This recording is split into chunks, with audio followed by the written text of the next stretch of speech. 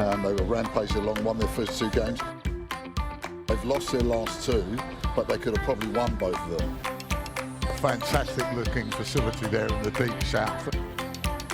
I'm sure they're going to come out firing tonight. From memory, he was leading last week. Are you going to be leading this week, or? From bottom with 6 points and second from bottom with 3. Yes and no. Yes and no. It paid off for them. They got a 2, double the 4 and won 6 points. Depends what the teams above you do, doesn't it? Unbiased. Welcome to Unbiased with Miles Davis, where we look at the stories and people behind the magnificent game of bowls. Today, we've got she's been an up-and-comer twice, I believe, in their career. Clare Hendra joins me now. Clare, thank you so much for your time. Really looking forward to this. I first want to start about when you've made your initial appearance in the world. Whereabouts was it? Oh, my initial appearance is still where I am now. I was born and raised in Upper Hutt in Wellington. Beautiful wee city. I don't think I'd really want to live anywhere else.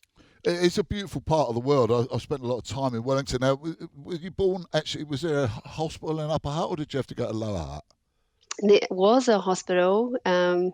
It was Eldersley Hospital, which is now turned into a sort of old person's home and hospital. So I guess it's probably where I'll be born and die, probably. That's nice and cheerful. Let's hope that's a long way away, Clare.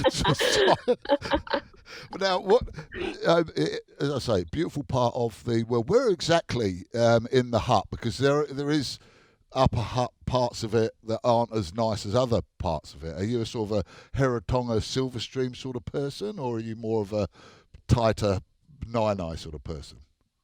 I'm more of a Heratonga Trentham sort of person, raised in Heratonga and currently living in Trentham now. Yeah, because they've got the racetrack there. You've got the army base there. You've got the police dogs there as well. So quite at least you're going to feel reasonably safe in there. Where did you go to school, Clare?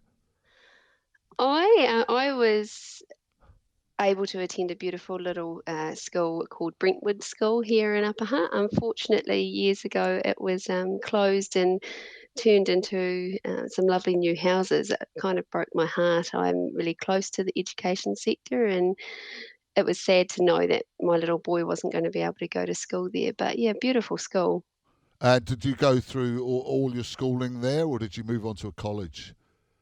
That was my year 1 to 6. I'm not sure if that was what it was called back then, but and then I did go to an intermediate and then on to Upper Hutt College. What intermediate one, or are you not allowed to mention that? I don't think I did anything too bad there. Ferguson Intermediate was my one. Right. Okay. So very much an Upper Hutt education. What were you like at school in terms of were you academically sort of inclined, or was sport more your attraction? I was somebody that was in between both academic and sport. They used to call us the Brainiac group, but I was quite regularly away from school from sort of the age of 9 till my end of schooling, playing different sports all around the country and overseas. So I like to put myself in between, really. How did you go in your exams? Don't fib, because I can tell you, I know people, and we can find out the records. I was a wonderful, lucky person to discover bowls at the exact right time for my exams, to be honest. So I did sit a few exams and was successful there, and other ones I was given compassionate consideration to travel overseas to play sport. Right, now this is fascinating. So what sports were you playing, and what sort of representation did you get? Back then was back at college was when I started playing bowls. So travelling overseas was for bowls, but before bowls I was a squash player. I have had numerous age group champion titles across the country in different areas. I was also in the New Zealand squads, and I played for the Wellington senior squash team for a really long time. But yeah, secondary schools when the bowls came in, and squash stayed around for the entire time of secondary school. I kind of juggled both of the sports until I think it was about my third year at university. What now? Before we get onto your university, what was it that attracted? How did you get into bowls? It's not something that you normally associate with schools. I think it was I'm not sure how many years they've been running it for secondary schools when I started. I personally started it as a bit of a joke, which is awful to say, but I, having played squash my whole life, was quite an active person, and I had a couple of friends who were not active at all, sort of the academic group, that I wanted to get out and about and encourage them to give a sport a go. So I agreed to play lawn bowls if they came along with me. And from there, it became a sport that I learned to love, being outside in the fresh air rather than being locked in a little room chasing a little black ball. Yeah, squash is what I've got to say. One of the toughest games I think I've ever played. I'd probably kill myself just thinking about it at the moment. Now, your friends, did they continue playing the game, or did they just come along just to be sort of friendly to you and then sort of, nah, not for me? Unfortunately, it was a no, not for me. So they went on to other things, but obviously you fell in love with the game at a very early age. Let's go before we go on to more of your bowls. University. What did you go to Victoria, or did you move out of town? I stayed in town. I had wonderful intentions of becoming a lawyer and had that dream from being a really young age, and halfway through that degree decided that wasn't for me. changed up. So you drop out. Did you get any papers towards your degree before you dropped out? I actually finished, I just changed the degrees that I was doing. So I've got a degree in ecology and biodiversity and a degree in applied statistics. And then I went on and finished an honours degree in applied statistics also. Oh, that's well done, you. That's you must be part of that Brainiac club. I think you're just being a bit humble before. To me, just as a layman, they seem quite different disciplines or things to study. Am I right in that? And what was it that drew you to those two subjects? When I was at college, apparently I was is quite good at statistics and quite good at, what would you call it, sciences, the natural sciences. And that kind of made me think, okay, I need to keep my mind open, do some different papers, make sure that I'm not just keeping, yourself in one area and targeting what's going to happen later in life. So I really loved animals, and I liked the natural environment. So the ecology and biodiversity came from that side. And then we were forced to do a couple of papers to finish that degree that were statistics. And I really enjoyed that side where it's not sort of looking at figures for the general looking at figures or mathematical equations like that. It's actually applying statistics to real life scenarios and analysis to real life scenarios and using it in your day-to-day life. When you gave up on your idea of being a lawyer, you realised it wasn't for you, and you went into these two subjects. Had you got something planned that a career thing? Yeah, I think I'll go into that. I'll do these subjects, and it'll take me into that. Oh, absolutely not. No. I just, where the wind takes me, the wind takes me. Fair enough. So you would have been quite happy, So do you want fries with that? Like a lot of university graduates. I'm one of those people that really strive to achieve in virtually everything that I do. I am a little bit stubborn that my father is quite a well-known person here in Wellington and manages lots of different things, and he would always go on about, oh, I can help you if you want to get a job afterwards, but I was really stubborn that I wanted to do it on my own 2 feet. So Daddy's little girl just spurned his help. Lots of little things. So what does Daddy do? Currently he's working, I'm not sure if he's an associate DepSec at Stats New Zealand, but he's up in that area of of things. He knows nothing about statistics. I will say that. So did you get him that job? I'd like to say I did, but no.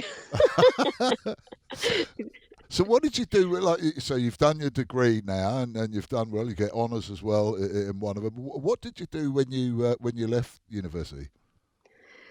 Oh, I remember the first 3 months after university spending all that wonderful time job hunting, and I was really lucky to land my first job as a data analyst with the Ministry of Education. And I have now been with the Ministry of Education for 11 years in 5 different roles. Oh, fantastic! Well, but are you enjoying it? Is it something that is it what you were hoping it would be, and does it give you that opportunity to have an impact on society, as you were talking to before? Absolutely. I've now moved on to be a manager of a team of analysts and data analysts. I I have learnt through my journey in the 11 years that my particular strengths lie in people and working with people. So I do get satisfaction out of supporting not only my staff, but also seeing how we make a difference to children um, out there learning in schools. There must be. I mean, education's always a thorny issue with governments, and changes that need to be made, and giving students access to everything. Where do you make your impact? Your department. Where does it have its best opportunity to make an impact? So what my team look after is information that is populated by internal ministry staff. So we look after children or data around learners that need extra supports, around specialist services. We also look after the data that looks at children that have been excluded or removed from schools for behavioural issues.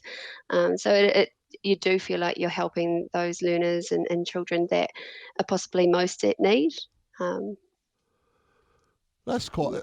Yeah, that's fascinating actually. Because I mean, if you when you first hear of it, you think, statistics and data analysis and everything. You can't see anything human at the end of it, but obviously there is, and without that analysis, you can't, recommend changes or identify. In terms of the removal, I'm glad it's not on your books, but I was expelled from the same school twice, which is a record. Only person for it to ever happen to, but that's a story for another day.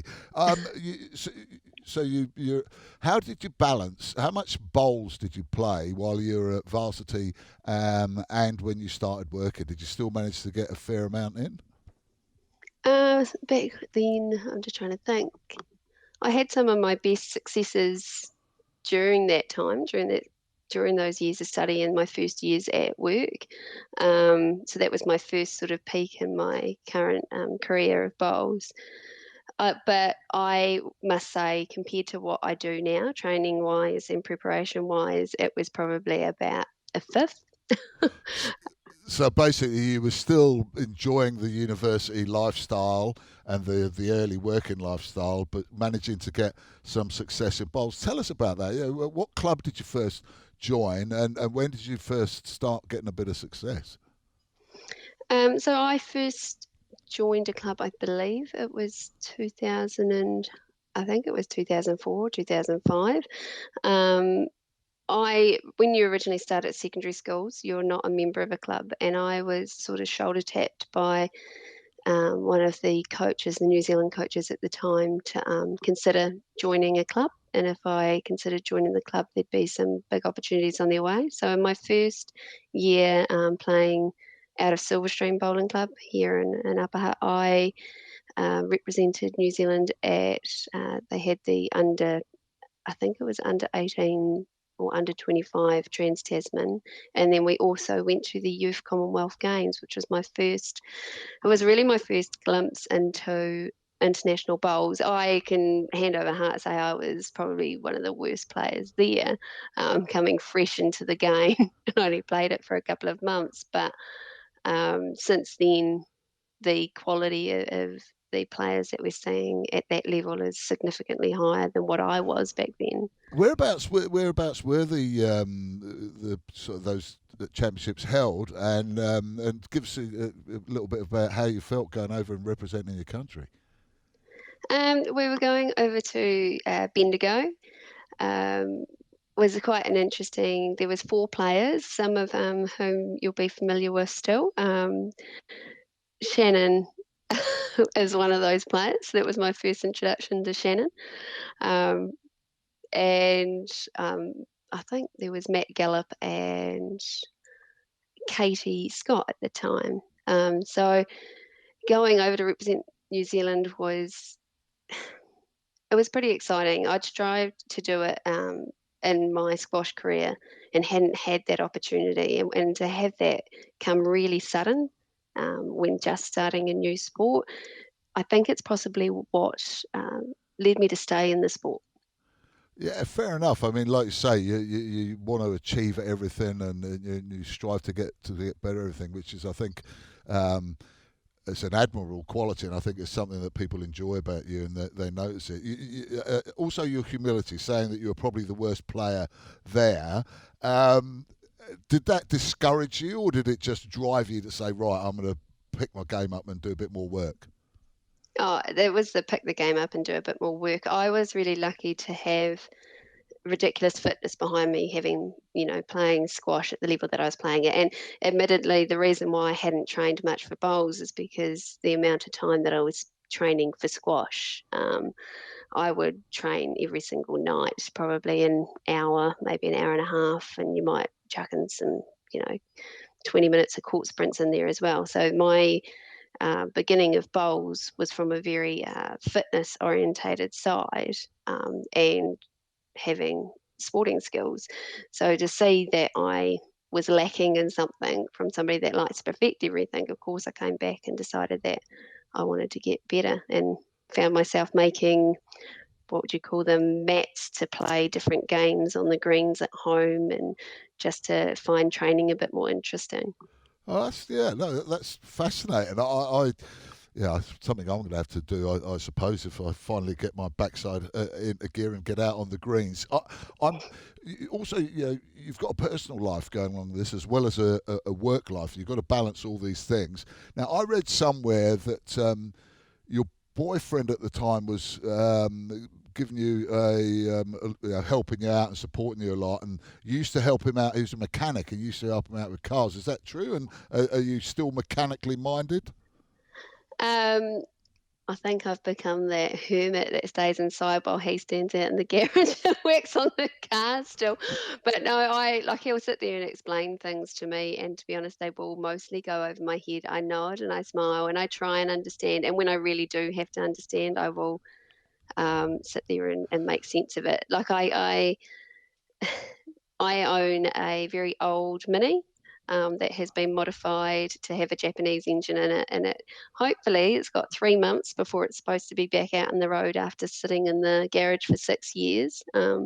We should be able to get it going, and I used to be able to sort of take the engine in and out and do all that sort of stuff, but I think now I can possibly just be that dab hand at handing those tools over. So now, was your sort of hermiting inside your decision, or did the other half say, look, yeah, I love your enthusiasm and thing, but you're really not up to the task, so could you please get out of my way?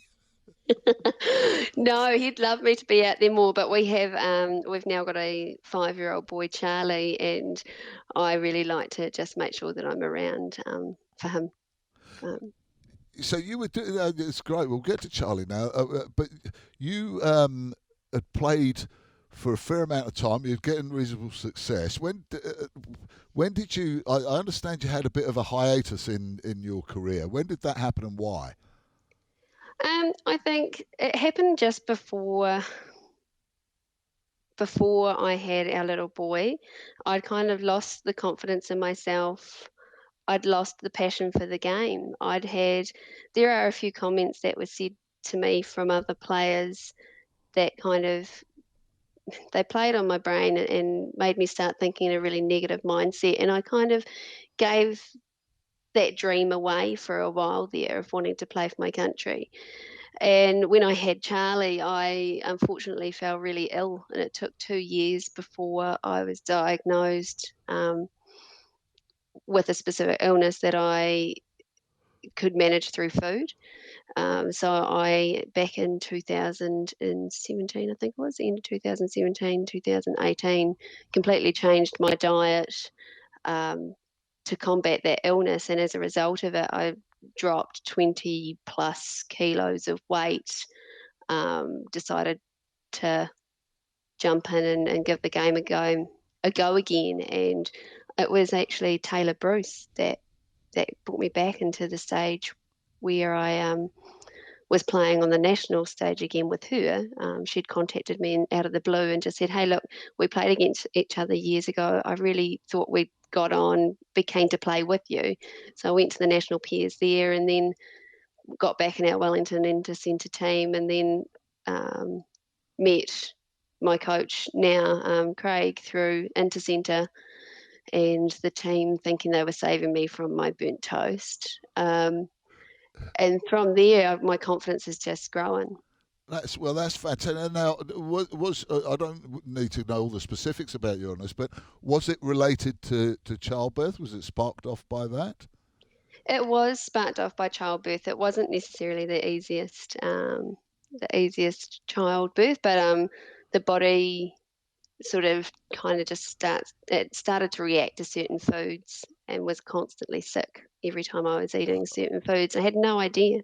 Oh, that's awful, because presumably you're just assuming that it's part of the sort of reaction to having a child, and to suffer with that for 2 years is terrible. We must have been worried about Charlie as well, going through that as a parent. Or was he just bouncing around having a laugh, and mum's sick and you're thinking, how come you're so cheerful? I think he just had no idea. I think it's something that you hide away. I definitely hid it away for a really long time, and I'd raise it. It would be really hard for me to get to work or places like that, but you'd constantly battle it to make it happen. Typical competitive person, you kind of just ignored. The hardest part for me was when I was talking to doctors and they just kept saying, "Oh, it's all in your head. It's all anxiety related. It's completely brought on by your own thoughts." Thankfully, somebody else. I think it was after I'd seen 5 different doctors. They turned around and said, "Do you think it could be this? Would you try this diet?" And yeah, absolutely life changing. That's magnificent. Well, thankfully you managed to get the change. So then you get back into bowls. Was it easy to rediscover your hunger for it? Yeah, absolutely. It almost feels like it was a bit of a dream come true to start to feel that good about it again, and to want to do well, and to realize that the dream that you'd put on hold and you'd thought was gone forever is actually well within reach. You've just got to make it happen. You mentioned Craig Merrilees there as your coach. You guys played together, obviously, for the Gore Rams in Bowls 3-5. There was obviously, you get on well as a team. How important has he been in improving your game? Massively important for improving my game.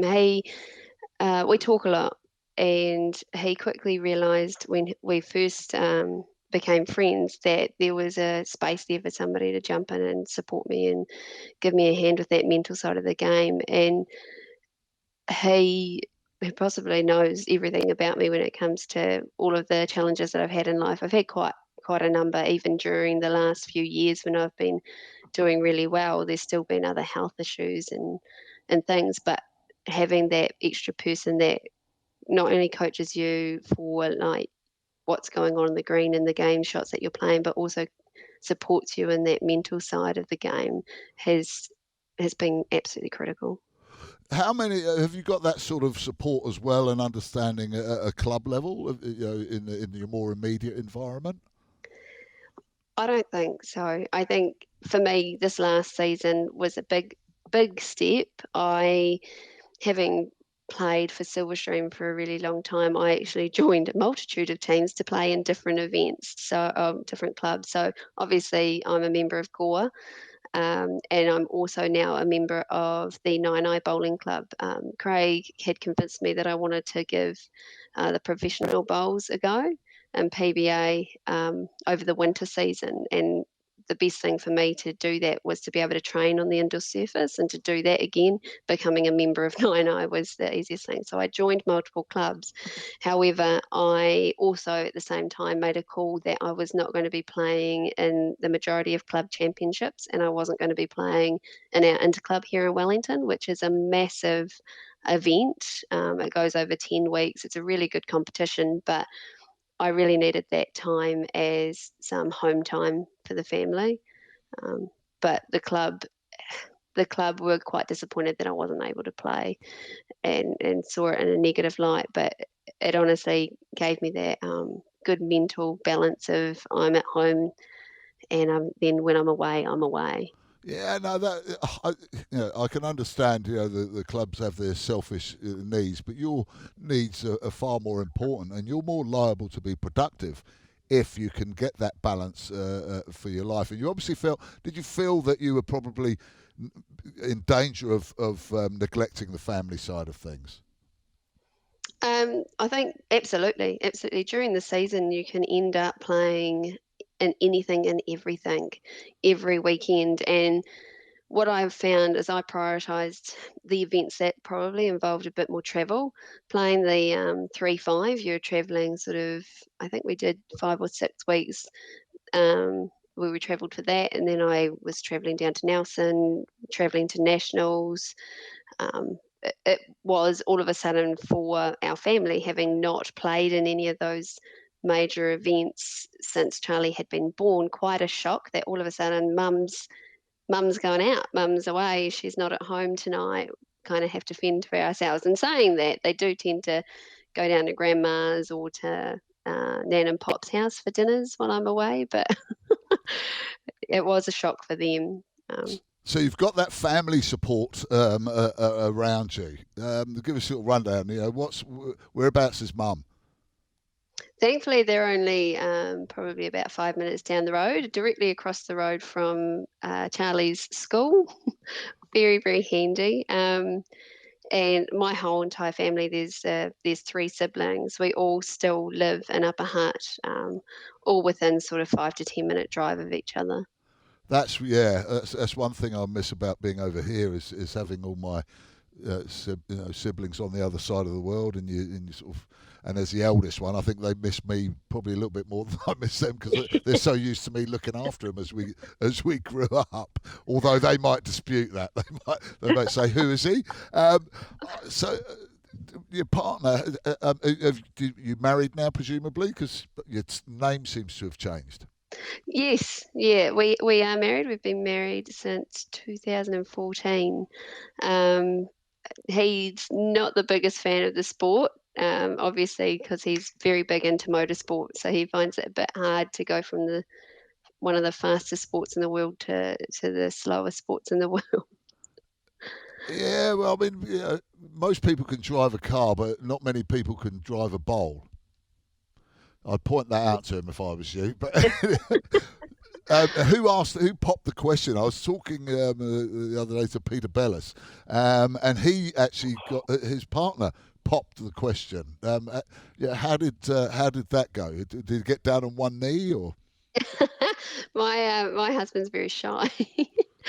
But we unfortunately, bowls did get in the way of his plans, his proposal plans, and he was very, very nervous by the time he proposed. We went out for a meal, and he unknowingly just proposed across the table from me at dinner, but did not realise that the entire table next to us, I had no one from my squash life. So so instead, there's witnesses to it that he'd rather it to be a discreet moment. Well, at least did you say yes straight away? Had you been waiting for it? Yeah, we had we planned for that. I hadn't expected it to be so soon. And back then, sort of, we'd only been in work for a couple of years, but and buying the ring, being a little bit fussy with jewellery, because I don't actually wear jewellery a lot, if at all. we'd picked a specific one together. So I knew that it was coming, but what he had done was talk to his parents and made sure that he could get it earlier so he could surprise me sooner. Oh, that's quite. Yeah, I'm soft anyway, but I'm starting to melt a little bit about that, about having to do it. And when you say you picked it together, was it your fussiness having to meet his budget? No, it's I'm not the traditional jewelry sort of person, and what I would have preferred is if somebody could have made it, like he could have made it for me. But what we did was we found a ring that sort of symbolised the fitter turner engineer that he is, as well as the feminine sort of female that I am. Oh, Although I like to class myself as a tomboy, I am told that I'm really not. yeah, I don't. Yeah, you've got the attitude of a tomboy, but I don't think you come across as a tomboy. So I'm afraid I'm going to have to agree with everyone else on that, Claire. What are your ambitions in bowls? Where do you, have you still got the passion and you're obviously starting to gain a little bit more profile and success. What are your dreams as far as bowls goes? World champ. Yeah. That's that 2 words, world champ. I used to strive. There's one thing that I've always wanted, and that is a capping number. And all of the events that I played in prior to having that long break, I never had the opportunity of being capped. So that has been a dream.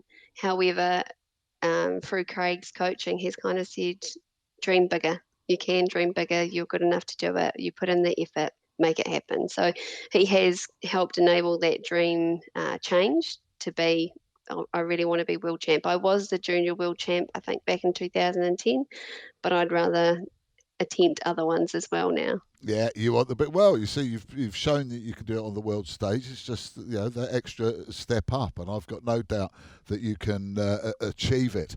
Will you be playing Bowls 3-5 for Gore, or have you been poached by another team?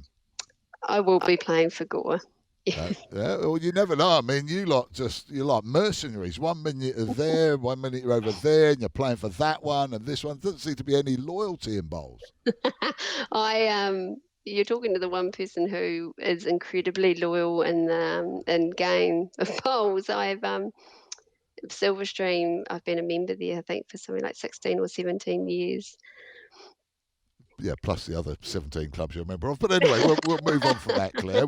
Yes, you're very loyal, Claire. You're very loyal.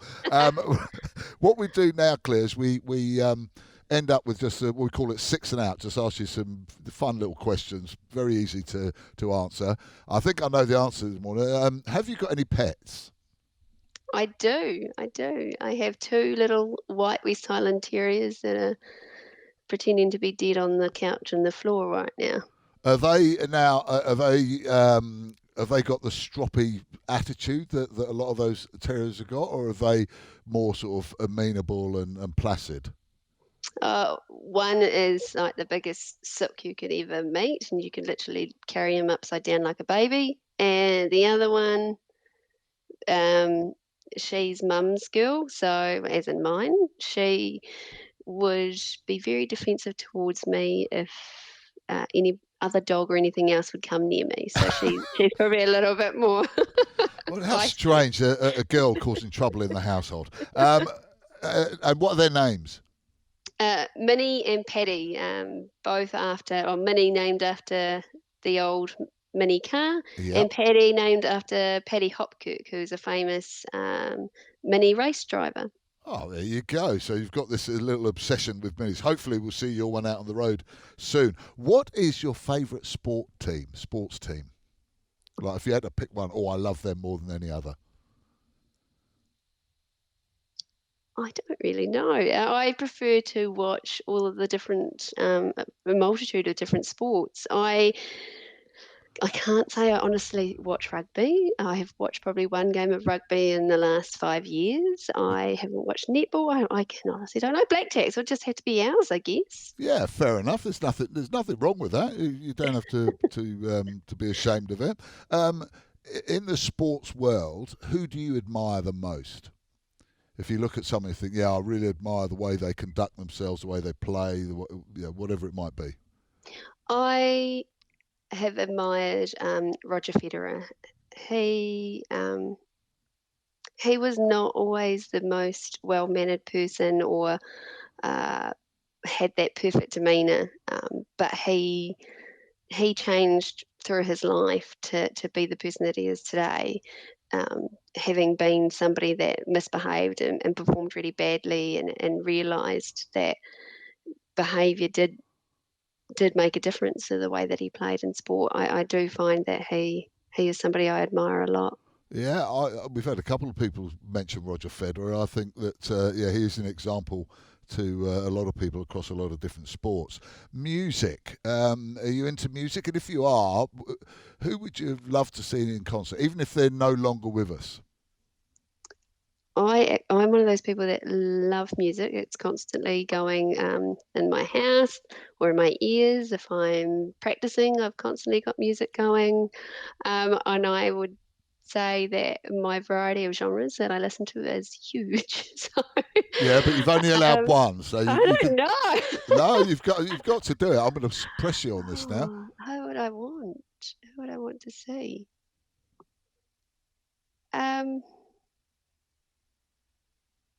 Maybe Eric Clapton. Yeah, well, that's an interesting call. I wouldn't have expected someone of your vintage to have mentioned him. I thought you were going to say Kanye West or something like that.